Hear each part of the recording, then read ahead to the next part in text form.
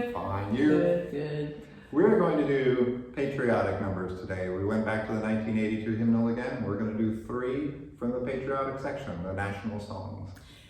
Yes, we figured since it was close to the 4th of July, we needed to do that. And by the time you get this published, it'll be the 5th of July, so... Close enough. It'll be the 6th. Yeah, I don't know. No. 4th is Saturday. 4th is Saturday, 5th, 6th. 6th. Close enough. I can't keep track of time anymore. Me either. So we're going to start with number 717, My Country 'Tis of Thee. It's written by Samuel Francis Smith, who was an American. He's editor of the Baptist Missionary Magazine. He was a pastor of a Baptist church in Waterville, Maine, and Newton, Massachusetts. Also a professor of modern languages. So this was written at his first year of study at Andover Theological Seminary. And remember we talked about Lowell Mason? Absolutely. A wild and crazy guy, Bostonian, father of public music education. He received a bunch of German chorale books brought by a friend from Germany, but the problem was Mason couldn't read German. Oh dear. So he got a hold of Smith and he said, hey, would you do some translations for these texts? And Smith looked through a bunch of them and he was actually struck with one, Gott segne Sachsenland, which is God bless Saxony. At 716, we've actually got that translated, God bless our native land. We're not talking about Saxony anymore, but we got that in here. Says Smith, I instantly felt the impulse to write a patriotic hymn of my own, adapted to the tune. So here he's got the tune first, and the text. Picking up a scrap of paper which lay near me, I wrote at once, probably within half an hour, the hymn America, as it is now known. How about that? Yeah. Here's a third verse which has been omitted from all printing since the original because of its strong views about the American colonies and the English. No more shall tyrants here with haughty steps appear and soldier bands. No more shall tyrants tread above the patriot dead. No more our blood be shed by alien hands. Wow. That is a powerful one. Very. The tune, maybe the most famous tune in the world, played as God Save the King or God Save the Queen for more than 200 years throughout the British Empire and the Commonwealth, and it's been used by continental composers, including Beethoven. I've played that one. Weber, I don't know that one. Brahms, I didn't know that. Debussy, I didn't know that either. No. And it became a national song in the US and Germany and other countries, and it was actually the model for national anthems throughout, including Haydn's Austria. What is Austria? Yes. So it's sort of a model of that. Nobody knows who the composer was. How about that? Oh well. Oh well. Yeah. Okay. So what verses are we doing, Dee? We are doing 1, 3, and 4. Excellent. Where's my intro?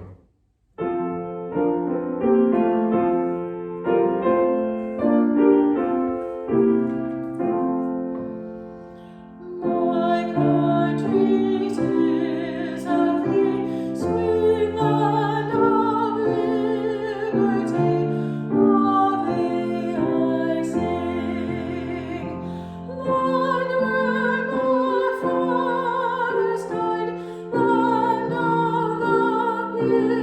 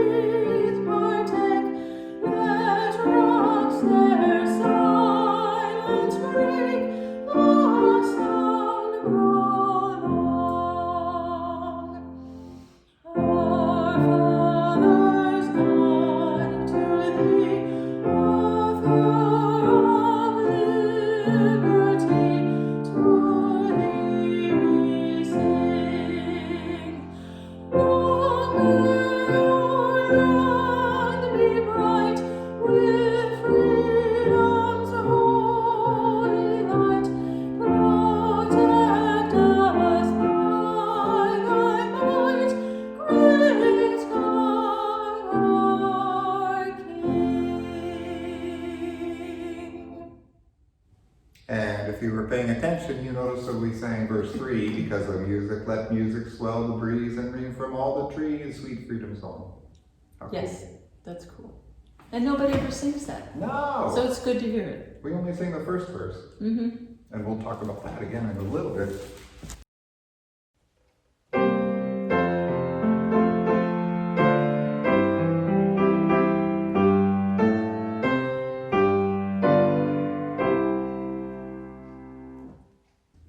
All right, our next is number 719, "O Beautiful for Spacious Skies." This was Catherine Lee Bates, born in Massachusetts, educated at Wellesley. How about that? Yeah, somebody who was married to a Wellesley woman once said that Wellesley women are all bullies. I don't know what he meant For by that. heavens. I don't know. So she was Wellesley and also Oxford. Very good. She eventually began teaching at Wellesley, head of the college's English department, author and editor of about 24 works, and her poetry was published in 1911 under the title America the Beautiful out of New York. Honorary doctorates from Oberlin, Middlebury, and Wellesley. Wow. Can I get an honorary doctorate? You could. That'd be fun. Yeah. Can I get one from Craven Community? They don't give out doctorates. That's the only problem. Oh, that's Couldn't get one from That's good. Maybe if I paid him. ECU. This was written in 1893, and we think perhaps July the 22nd, after a summer session at Colorado College, where she'd been lecturing. On the way to Colorado, she stopped at the Columbian World Exposition in Chicago, where the White City exhibition inspired the Alabaster Cities. How's that? Yeah. This was the end of the session, and they took a trip to Pikes Peak, and these are her words. "It was then and there, looking out over the sea-like expanse of fertile country, spreading away so far under those ample skies, that the opening line of the hymn floated into my mind." How beautiful is that? I could see how that would be very inspiring. Mm-hmm. For me, that last verse with the Alabaster Cities, Oh, yeah. that has changed, and it changed on 9/11. Well, that's for sure. The Alabaster Cities gleam undimmed by human tears. Mm-hmm. Before that time, we hadn't had that. Mm-hmm. But wow. Yeah. Anyway, the tune is Materna by Samuel Augustus Ward, born in Newark, New Jersey. Founded the Orpheus Club of Newark. I used to play for an Orpheus choir, which was a tenor, bass, and that's what this one was too. And that's still going, apparently. It's a TTBB choir. They just recently decided to allow women, but only women who can sing first tenor. He was an organist at Grace Episcopal Church, and there's a brass plaque given to his memory by the Schoolmen's Club and the Public School Children of Newark in 1934. How about that? So store employees said that Ward wrote this tune on his cuff Heavens. while he was crossing New York Harbor, and then he sang it with 200 men and boys at Grace Episcopal Church. Wow. How's that for cool? That's cool. However, Ward's son-in-law said it was written in memory of his oldest daughter, Clara, who died in 1885, so we have the two stories we don't really know. And then in 1912, permission was granted by Ward's widow to pair this tune with Bates's text, and it became popular in World War I. How about that? Yeah. So we'll do Okay. all 3 verses on this one. Yes, all 3 verses.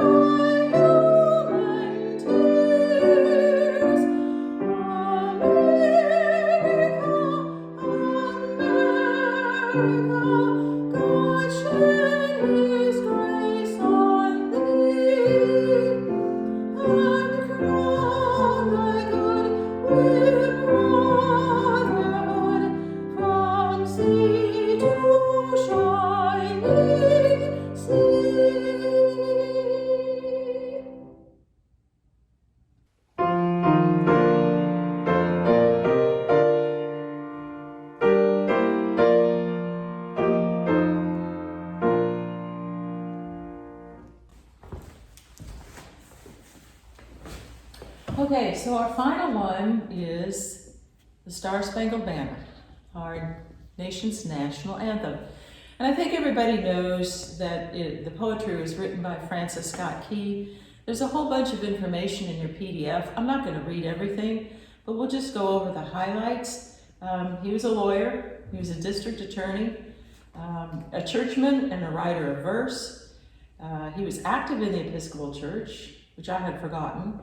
He was a vestry person and a lay reader at St. John's Church and Christ Church in Georgetown, D.C., one of the founders of the Protestant Episcopal Seminary in Virginia. How cool is that? Yeah, and one of the organizers of the Domestic and Foreign Missionary Society. So he was a poet. Anyway, the history, there's all kinds of history. I'm going to cut to the chase. There was a war going on, and the British were bombing. And Francis Scott Key was on a boat. He was away from shore, and he was watching them bomb, and he was wondering, are we going to get through this night? And then the next day, when all the smoke cleared, he did see the flag flying, and so he was inspired to write this. Oh, say, can you see by the dawn's early light? Our flag is still flying.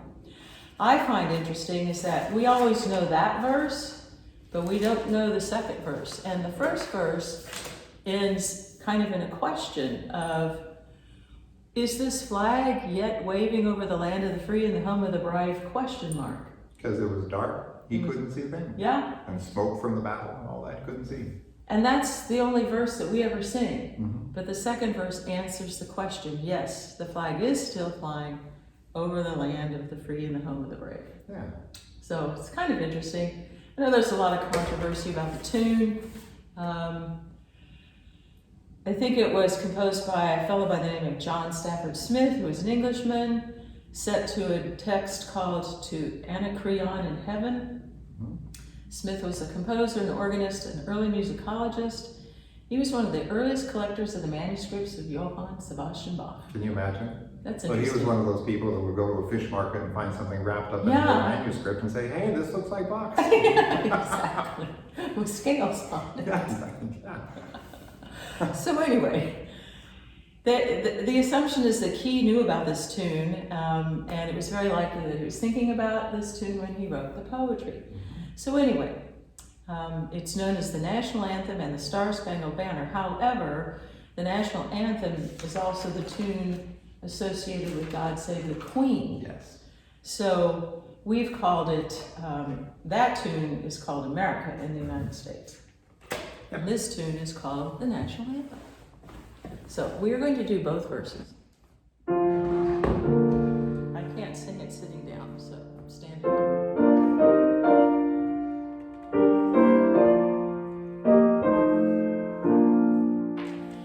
Oh, say, can you see by the dawn's early light what so proudly we hailed in the twilight's last gleaming, whose broad stripes and bright stars through the perilous fight o'er the ramparts we watched were so gallantly streaming, and the rockets reappear, the bullets bursting in air, gave proof through the night that our flag was still there. Oh, send us that star-spangled banner yet wave o'er the land of the free